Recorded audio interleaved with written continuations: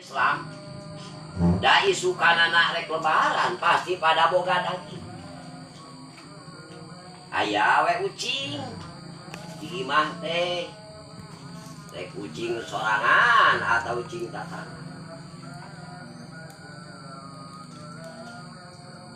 Padahal eta ucing teh tibang karek kakaratak bukakeun ayakan pake nuruban daging. Allah diberi kok sapunya kubot saibang teh teh jeung pakai ucing. Henteu. Teuing we. Insyaallah aing teh karek rek bukakeun ayakan turun daging. Nah aing teh adi bubong nyari ate. Nah.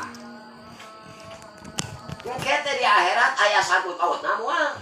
Aya. Ya pasti eta ucing teh ada. Ada kuat. Di akhirat. Tempo jelema di hukuman torojol sakadang kucing. Oh ngomong Gusti ka eta ucing teh ka Gusti abdi. Nyeri hate waktu di alam dunia ku ieu jelema. Padahal abdi teh can nyokot daging, cuma nak ngahakan daging. Karek mukakeun ayakan turun daging anu rek diasak.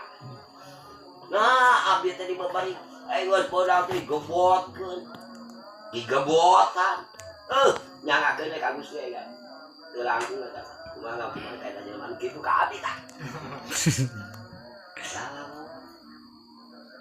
Rumah satu urang kita. Masa. Astagfirullah.